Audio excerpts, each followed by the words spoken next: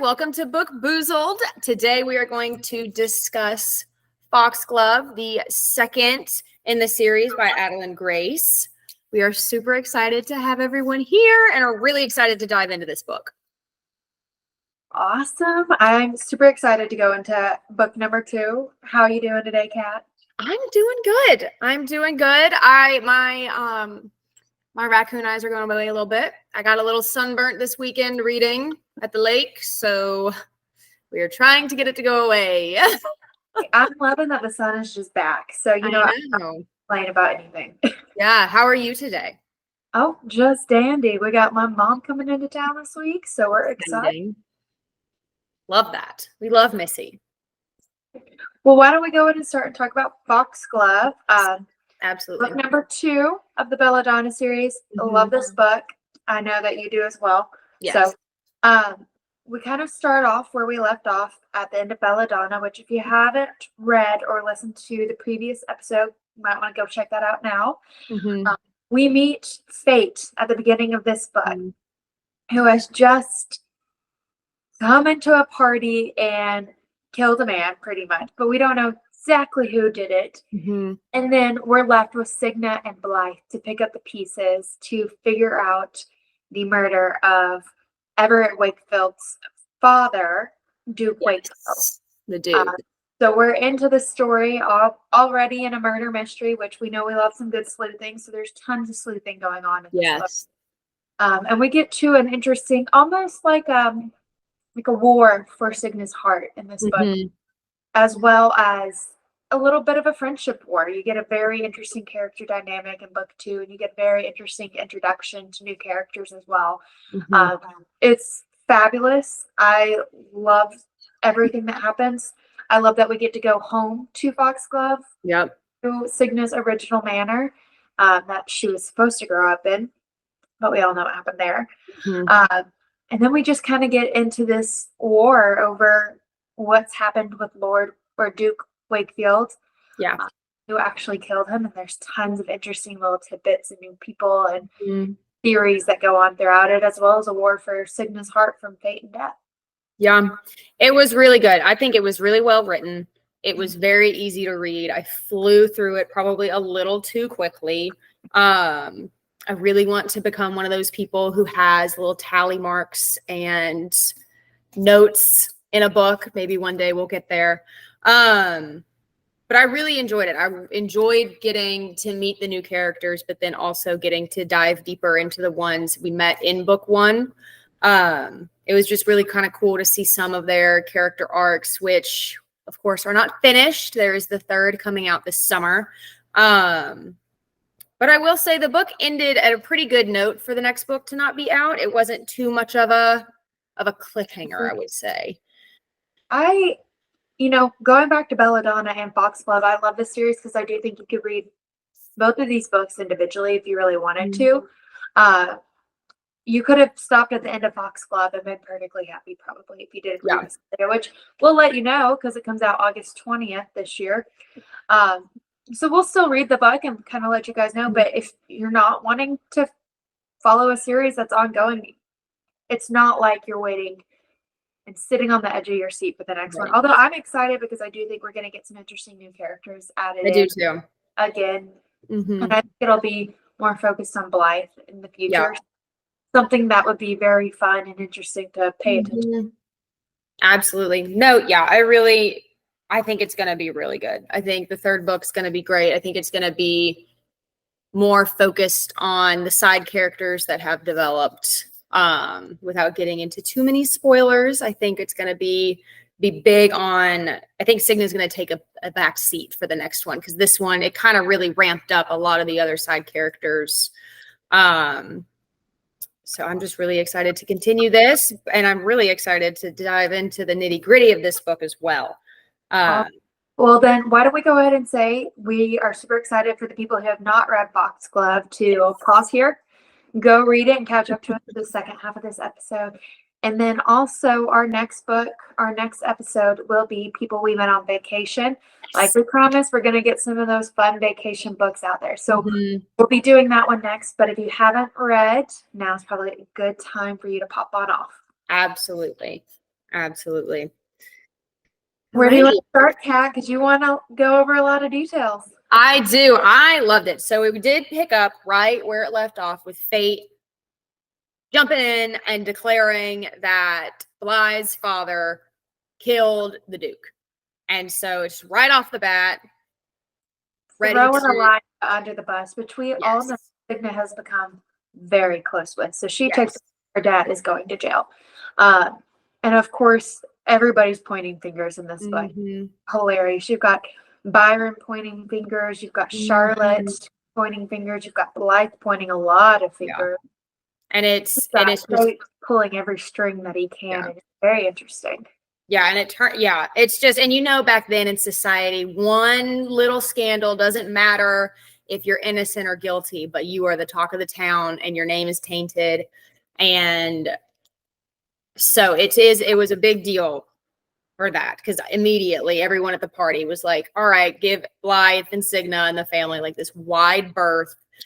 And so the party ends, and it begins. The whole plot of the next book is trying to figure out who killed the Duke. Well, and what I really liked about this book too is we left Thorngrove a lot. So the other book, I feel like we really only left Thorngrove to go to 2 other locations. We went to Gray's and we went to the Apothecary.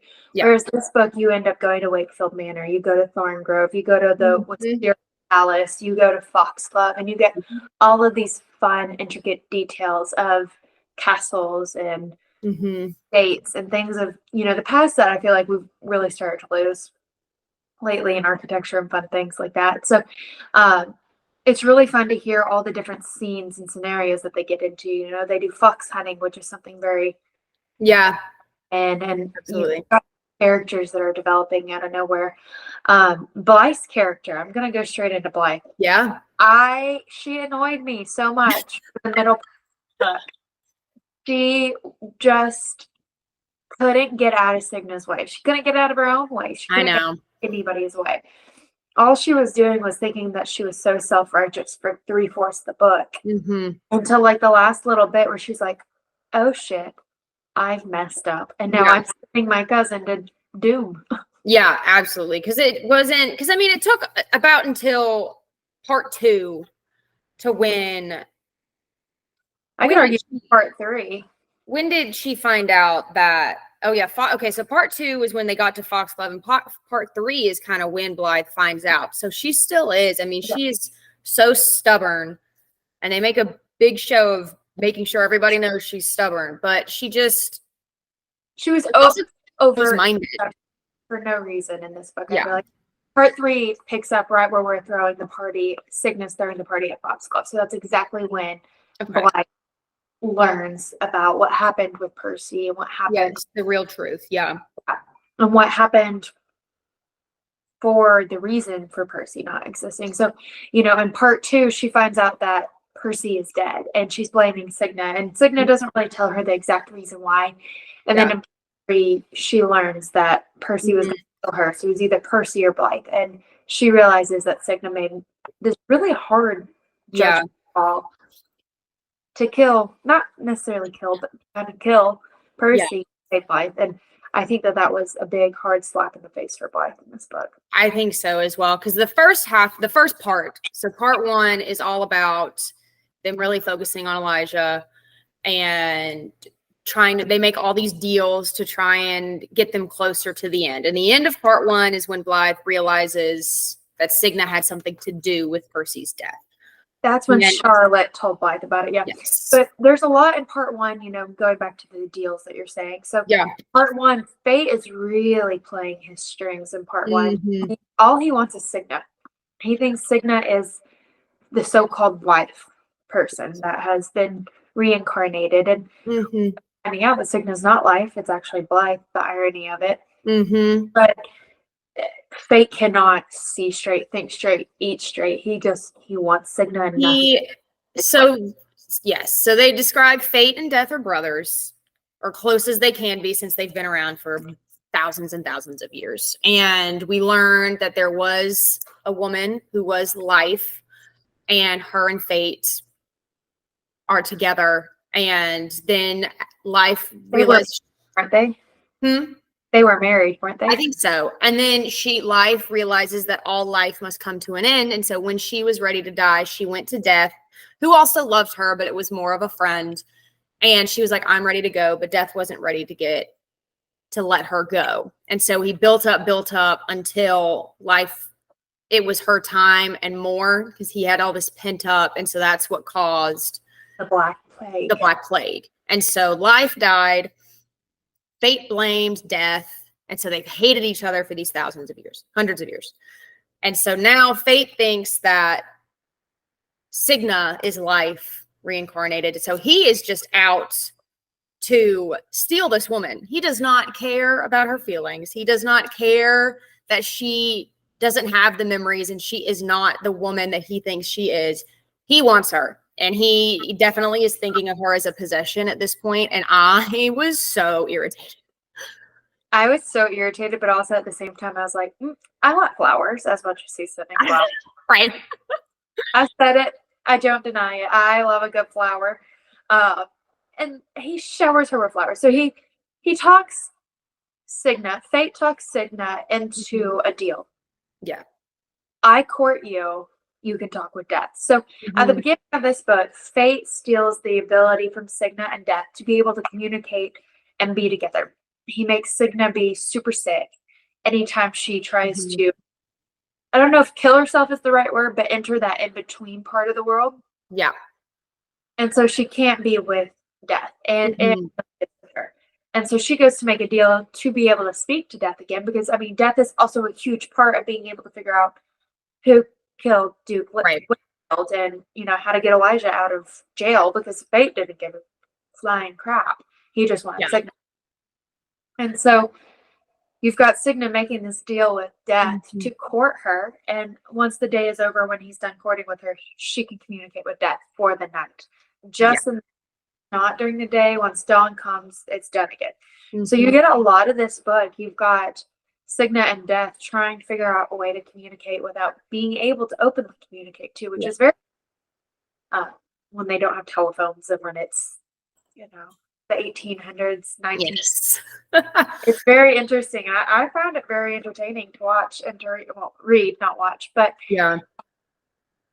so that's when Fate's and Signa's deals start happening. And then Blythe, being Blythe, thinks she can make a deal with Fate and has no idea who Fate is. And so she's over here trying to make deals with Fate. And it's so interesting. I'll ask you this. Yeah. Did you think Blythe was going to be Life instead of? The second we learned about Life, I said it's going to be Blythe, because I just kind of felt it. I felt it when we got to the croquet game. Okay. Yeah. Okay. So when they were both being bullheaded, stubborn, that's when I really felt like she's lied. Something's going on.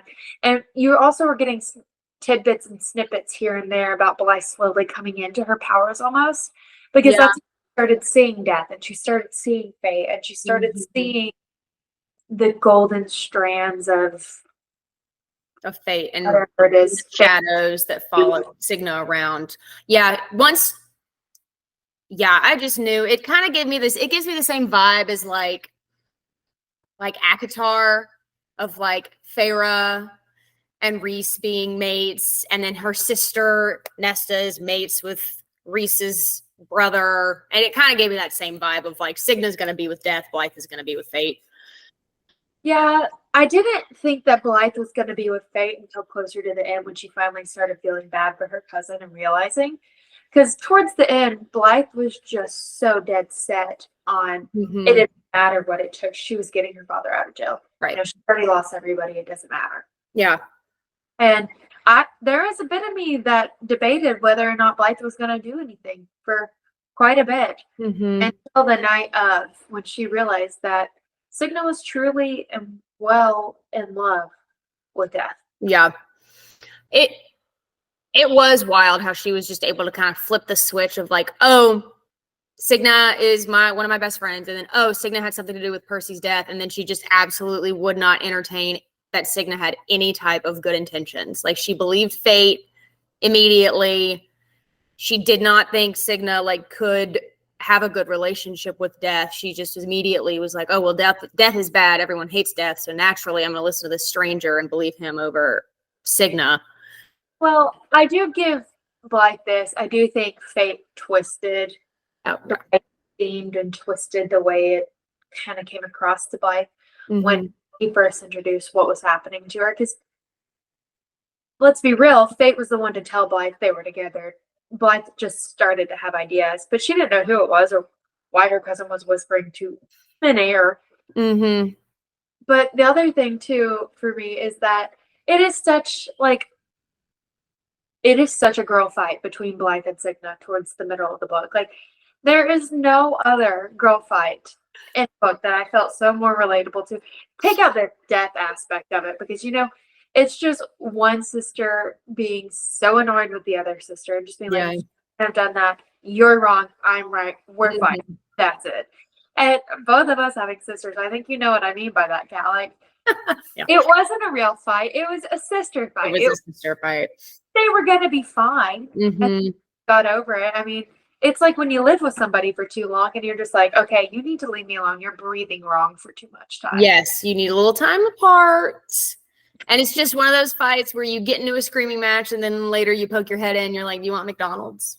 Like, and then no apology, you're just done. Yeah, it's just over. You just move past it. Yeah, watching their relationship develop through this was interesting.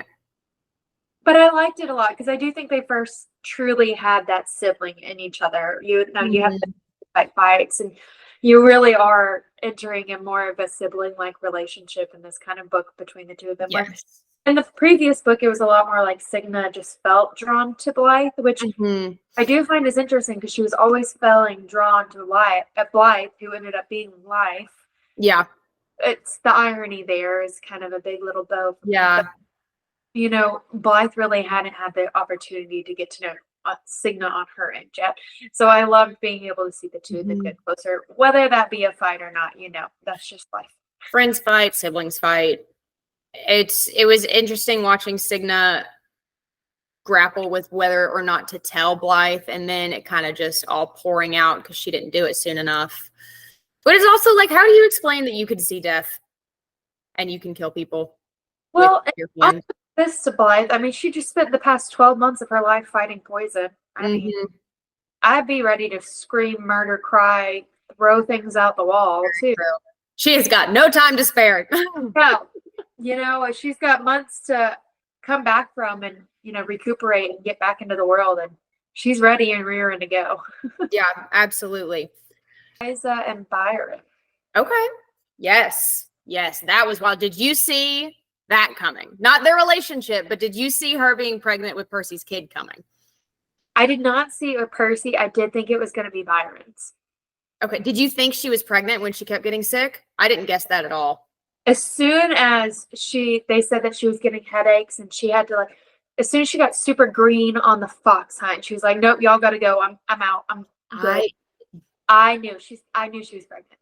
I didn't even pass my mind. I was like, it's poison again. I didn't even think it could just be like, oh, she got knocked up. Well, I knew it wasn't poison because she wasn't stuck to bed the whole time. Yeah. And if you remember, she was constantly talking to Byron. She was constantly at every party. She wasn't wearing her morning wear. She was a girl on a mission. Yeah. Girls on a mission aren't on a mission for nothing. It's very true. It's very true. So I had that feeling that she had to be, something was amiss. And I thought she was pregnant. And of course, it was confirmed at the very last chapter of the book almost. But between her and Charlotte, I knew something was wrong between the two of them. Yeah. I knew something with Percy had to happen between Charlotte and Eliza because both of them were very much going for Percy in the first place. Yeah. Agreed. I just didn't even consider it. I mean, I knew because just like she kind of wrote it to where Eliza was just kind of this like little sneaky girl, and her cuddling up to Byron definitely rubbed me the wrong way, but I did not see it coming that she was pregnant with Percy's kid. Byron still just rubs me the wrong way, no matter what. I what it is about Byron. I don't know if it's the fact that he just always has his nose in somewhere he doesn't need to have his nose in. Yeah. I think it's just he's such like a more like not in a we love morally gray characters, but not like his. Like he is straight edged morally gray. Like he'll do anything for his family, but he's still very like conforms to society, very much of the like women should be like only speak when spoken to. And you kind of do see him loosen up with that a little bit through the series. And obviously he's marrying Eliza knowing that she's pregnant with his nephew's child, but it is all for the family. But I think it's interesting. We know Byron killed Duke Wakefield. Yep.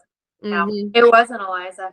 And it all goes back to that being a baby Hawthorn. And Byron was not letting another Hawthorn get out of the family. But he reminds me of a little brown-nosed bunny with a hidden agenda. Because, you know, he just is always acting like the perfect person and just putting his little nose where it doesn't belong. Yeah. And he's always constantly searching in just the most annoying places. Like, the other thing that drives me nuts is, I mean, we know Byron did it, but why didn't he stand up for his brother and find somebody else to blame? Why didn't we find a servant to blame? Why didn't No. Because, I do remember at the beginning of the book, it was talking about how maybe Byron framed Elijah. And it was talking about how he was the last one. And he didn't speak up for Elijah. He didn't back him. He would have rather his brother fell. Didn't stand up for his brother. And, like, here's the thing. If you're doing this so a baby doesn't get taken by another family, then why are you letting your living family go to jail and get hung? It was very... You did. It didn't... the math ain't mathing on Byron yet. And, you know, it makes sense why him and Percy were so connected, because they both have that twisted brain to me. You know, Byron wanted to do anything to save this kid because it was Percy's kid, so much so that he'd throw his brother in jail and get him killed. And you know, Percy wanted society to take it perfectly, so much so that he would poison his own mother and end up being the wrong mother. So, I mean, you can tell that those two, I don't know what they were doing in their spare time when they were hanging out together, but clearly they weren't at Grace sipping a drink. No, something's in the water for those two.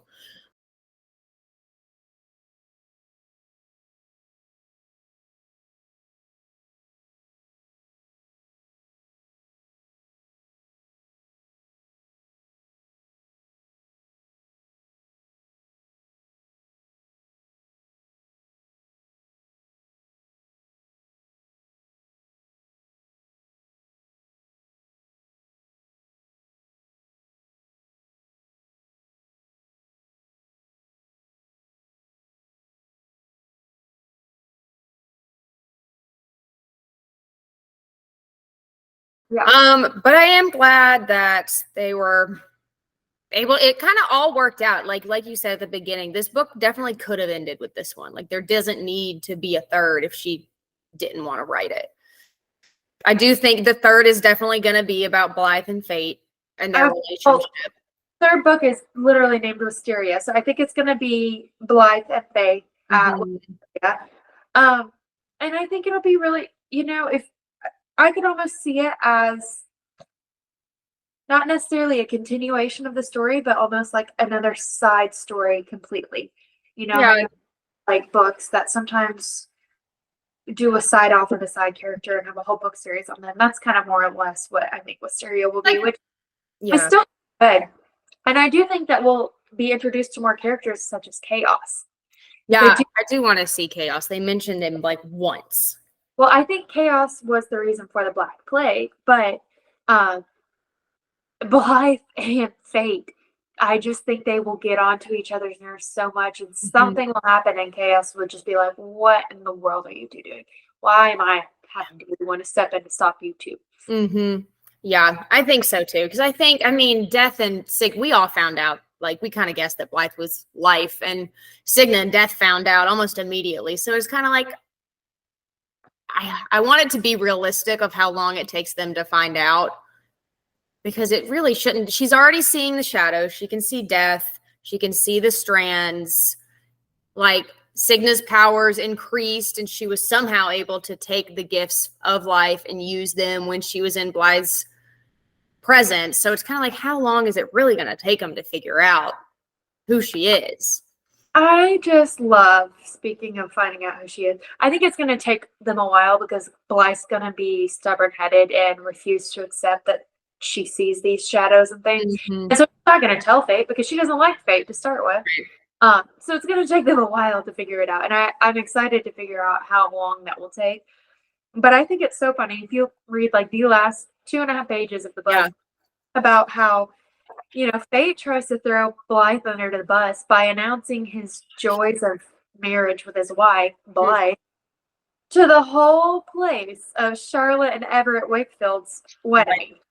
And her dad hasn't even talked about this. She hasn't told her dad. Her dad's been out for all of a day, maybe. Yeah. I think it's so funny, and she just goes right back at him and digs her claws into him. And I think it's so funny because you've got Death and Signa over here standing on the side, just laughing their asses off. I know.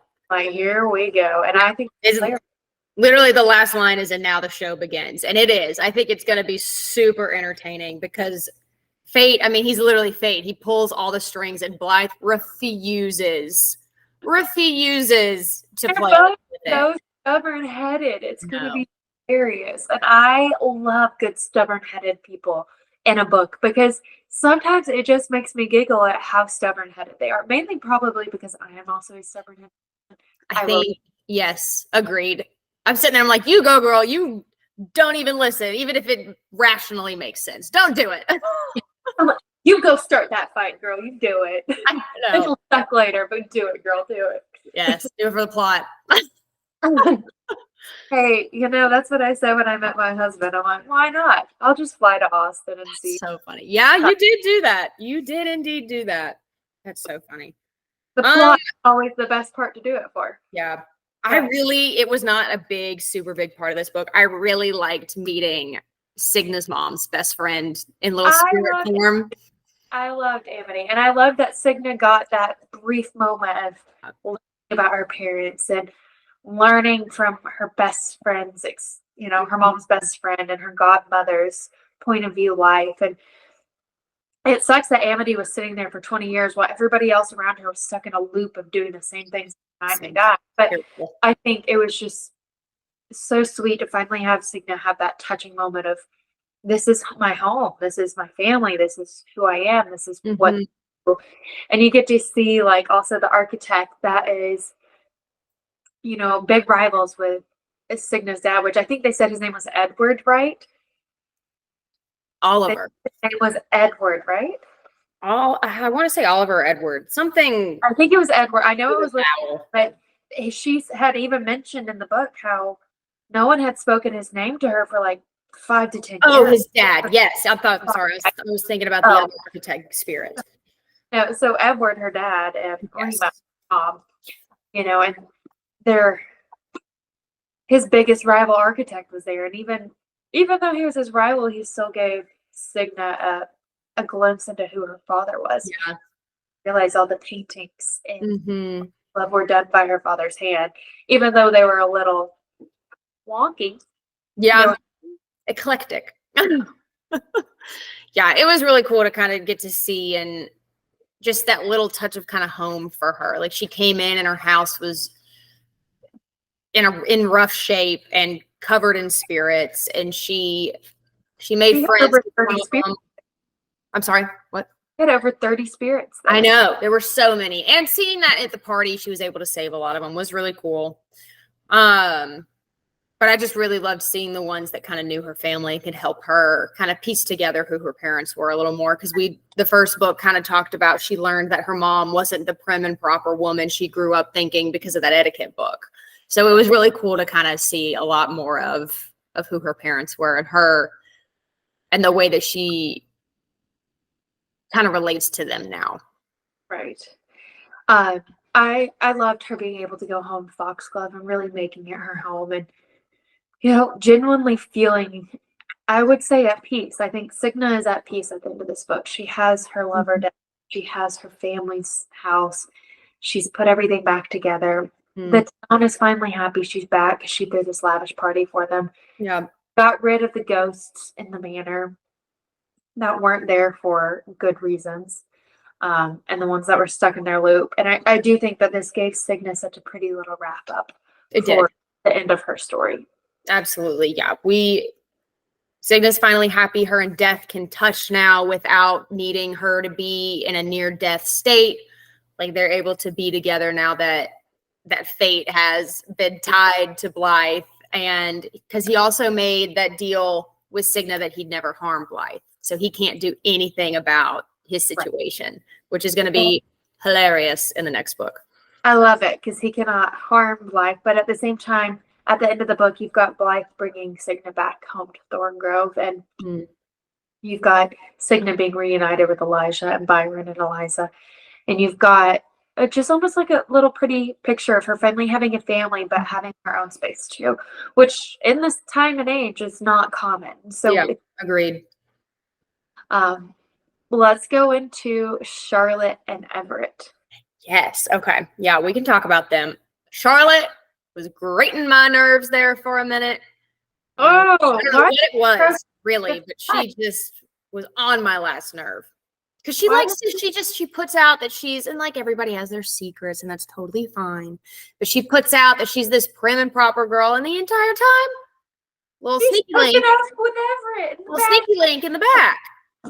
Like, it drives me nuts that she threw Signa under the bus for no reason. Like, I get that Everett's dad didn't like Charlotte, and he didn't want them marrying each other. I get that. I totally understand how you could be so mad about that. Signa didn't choose for Everett's dad to then choose that Everett would go after Signa, nor did she have any recollection that she cared about Everett.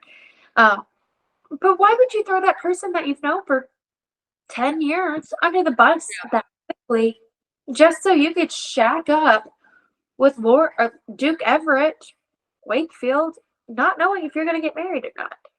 She was totally being petty. It was absolutely just a petty move. She was jealous of Signa and how her status made her a better match for Everett. And she just jumped to a lot of conclusions, and that, I mean, it ended up with Blythe finding out the truth, but it just, like, it wasn't the natural procession that it should have. I don't appreciate how Charlotte also was just like, she was another brown noser. First off, she wanted the heat off her back and pointed Blythe right to Signa. Yeah. Percy is not alive. How do you know that, Charlotte? You weren't there. Yeah. Granted, you were right, but but you don't know for sure. Like, you might have been correct in your thinking, but it didn't give you the right to completely throw somebody under the bus, just because she also, Blythe did hit her back with the I saw what I saw. So you better at the same time, at that time, Blythe's dad was already in prison. Like, who was going to take Blythe's word about that? First off. Second off, that's another person pointing the finger in the book. You know, you're seeing the repercussions of somebody pointing the finger at Elijah, and now you're going to just sit there and point the finger at Signa as well. You're just going to destroy the whole Hawthorn family just so you can get a standing with a guy. It's just, I don't respect it. That's not a girl's girl. No, she was dirty. She was dirty. She stuck her nose where it didn't belong just because she felt she was owed something. And I mean, in the end, like we said, it did everything kind of wrapped up with a pretty little bow, but I kind of wish Charlotte hadn't. I know. I wish Charlotte hadn't gotten her happy ending after that a little bit. But, you know, some people are better than I am. I feel that. No, Charlotte, I think, I mean, it is what it is, but I don't think it should have been that easy for her. Because, I mean, throughout the entire series, it kind of really was. She was just kind of along for the ride. And, like, she was, barely threatened by Signa in the first book when Everett wanted to dance with her and filled her dance card and was calling on her. But Signa never once gave him like the time of day. So it's kind of, I just didn't understand why she was so willing to throw her under the bus when Signa didn't do anything. Like she did not court, she did not talk to Everett in any type of romantic way. So for her to do that, it was just like a petty little, I agree, nasty move. I did feel bad for in this story was Elijah. Elijah did not deserve being thrown in prison after, finally getting sober and finally coming out of the hate, losing Lillian and Percy and almost Blythe. I hated that he was kept in such horrid conditions, the bottom of a dungeon with no windows. I also hated how Byron lied to Blythe about that. Yeah. Yeah, he was definitely abused in that prison. He was not living pretty in a room. And I don't feel like his character deserved that. I mean, I understand why it happened, but I don't feel like that. And they leave him alone the next one. And there goes Byron a bit, again, being a little brown noser when they went to the prison for Blythe to be able to speak to her dad. He was like, no, he's kept in better conditions. And he's over here condemning the people over here moving around. And I don't know what they were doing with grain. I don't know if they were processing it or what, but he's like, they deserve that so that when they come into society, they know better. And Blythe's over here like, my father doesn't deserve that. And Byron just kind of was like, whatever. I know. I hope we figure out something about Byron in the next one, but I think it's just mainly going to be Blythe and Fate and hopefully a little chaos. Well, and I love the fact that Fate made himself a prince in this book because it just makes it so perfect. Of course, Blythe is a princess. Of course. I know. Yeah, she definitely deserves to be a princess. I can't wait to see her absolutely use and abuse that title from Fate just to irritate the shit out of her. I know. I'm so excited. It's going to be good. She's going to have these lavish grand parties at Wisteria, and she's going to make Fate eat his words, and I'm so excited to see it happen. I know. I am jealous of the balls. I want to do like a true masquerade ball so bad. What if we don't do a masquerade ball, but we do an 1800s themed ball and we make everybody learn dances and everybody come dressed up in big ball gowns and gloves and everything? I'm down. Sign me up. Let me know. Get a few more friends to do it. So just the two of us. Bookboozled dance. Come on. Oh, that'd be fun. The Bookboozled ball. Oh, well, looky there. I came up with an idea. I know Brilliant. I made it fun, but I have some ideas, some moments. I love it. Brilliant idea. I love it. That'd be so much fun. Oh my God. That'd be awesome. Well, I think this is a short one. Is there anything else? I don't think so. I think we covered it. It really was there were some trials and tribulations through the middle of it, but it was for the most part like a feel-good book, which is great. I mean, I liked it. I enjoyed it. Consider it a feel-good book because the whole time they're trying to get Elijah out of jail and figure out the ending is a good feel-good, but I think in the middle it's not necessarily a feel-good. It's a little bit of a anxiety, get out of jail card. I think for me, I wasn't really that worried about Elijah. Like I kind of got the feeling that somehow they'd make it work to where this wasn't the series where he was going to hang at the end. So throughout the book, I wasn't really that worried about Elijah, which is why I think it was more of a feel-good for me. Because it's just like, if I was getting Game of Thrones vibes where they were going to hang him at the end and then it was going to be the start of it, like, yes, like bring it on. But my concerns was more or less that Signa wasn't going to get her happy ending with death. Because it did feel like Fate was 3 steps ahead of them for most of the entire time. Yeah, that's very true. That is very true. I was worried about that. I was worried more about the romance than kind of Elijah was. Sorry, Elijah. I felt bad for Elijah, but we didn't really hear much about him. There's only like 2 or 3 scenes that he was in the whole book. He's kind of back in the mind while at the same time finding his murder. So it's kind of but I'm excited. I do want to see Fate and Blythe and how they're gonna live together now that they're married and contractually bound by a lot of contracts there. A lot of contracts. There are a lot of contracts thrown around. But I'm excited too. The 3rd one comes out in August. That will definitely be the book. As soon as it comes out, that'll be the one we read for sure. Absolutely. August 20th is when it comes out. So we'll have I don't know what the Tuesday after that is, but if it's like 2 days afterwards, maybe the following. But yeah, maybe just so we're able to digest and come up with some thoughts. Get some time to edit and actually read at the same time. Yes. I'm excited though for our next book, People We Met on Vacation. Do you know who that's by, Kat? People We Meet on Vacation. Not off the top of my head. I do not. We'll put it out on our socials so you guys can see. Yes. We won't leave you hanging, but I'm excited to get a couple of non-fantasy like books out. We're going to go into a thriller series after People We Met on Vacation, so y'all can stay tuned. So excited. We're going to keep going. Yes, I am going to read People We Meet on Vacation. I will be on vacation reading People We Meet on Vacation, so I'm very excited. I will probably start tomorrow.